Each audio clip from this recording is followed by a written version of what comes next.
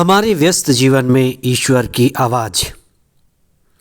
पुराने व्यवस्थान में पत्थर की दो पाटी बनकर तंबू में रहने वाले ईश्वर समय और काल के अनुसार कभी भव्य मंदिर में यरूशलेम मंदिर की गरिमा बढ़ाने वाले ईश्वर अब मानव देह में निवास करने मानव बनकर आए। क्रिसमस उसी उत्सव की एक झलक है। इस पर हम आज चिंतन करें। आगमन का चौथा रविवार 22 दिसंबर 2024। ईश्वर समस्त सृष्टि का व्यवस्थापक है। नबी मीका की दिव्यवाणी आत्मा द्वारा प्रेरित था और नबी घोषित करता है कि ईश्वर संसार का सबसे बड़ा व्यवस्थापक है और वह अपने पुत्र द्वारा ईसा के द्वारा इस संसार में पुनः शांति और नए जीवन की व्यवस्था बनाए रखेगा।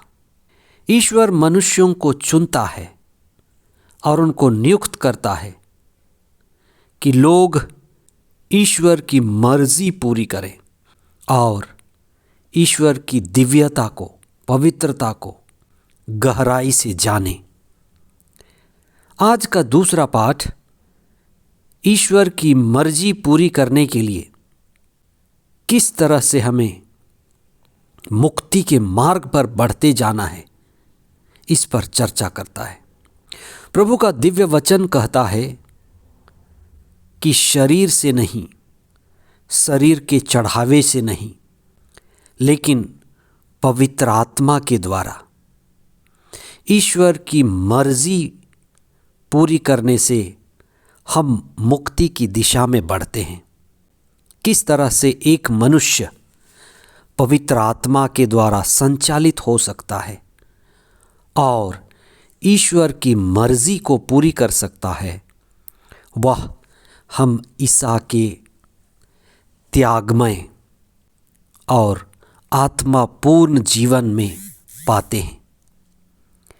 आज के सुसमाचार में ईश्वर के मनुष्य बनने का सबसे महानतम घटना का जिक्र है कि किस तरह से पुराने व्यवस्थान में संधि की मंजूसा में रहने वाला ईश्वर अब मानव जाति में हम मनुष्यों के बीच मां मरियम के द्वारा आकर निवास करने लगेगा। पुराने व्यवस्थान में यरूशलेम के मंदिर की गरिमा कितनी बार बताई गई, पर अब जो लोग ईश्वर के दर्शन के लिए यरूशलेम मंदिर जाते थे वे जाग जाएं। अब मंदिर में रहने वाला ईश्वर मानव में निवास करने लगेगा। मां मरियम का ईश्वर को धारण करना यीशु के रूप में यह प्रकट करता है कि मां मरियम ईश्वर का निवास स्थान बन गई। एलिजाबेथ ईश्वर के उसी निवास स्थान का आनंद और सानिध्य पाकर झूम उठी। एलिजाबेथ के गर्भ में पलने वाला नन्हा बालक यूहन्ना बपतिस्ता उसी ईश्वर के सानिध्य से, ईश्वर के निवास स्थान के सानिध्य से उछल पड़ा। एलिजाबेथ का गर्भ में पलने वाला नन्हा बालक जीवित ईश्वर के मंदिर का दर्शन करने लगा। ईश्वर का मनुष्य बनना मानव इतिहास की महानतम घटना है। एलिजाबेथ और गर्भ में पल रहा यूहन्ना बपतिस्ता इसी बात के साक्षी हैं कि अब ईश्वर मंदिर में ही नहीं रहेंगे, संधि की मंजूषा बनकर नहीं रहेंगे।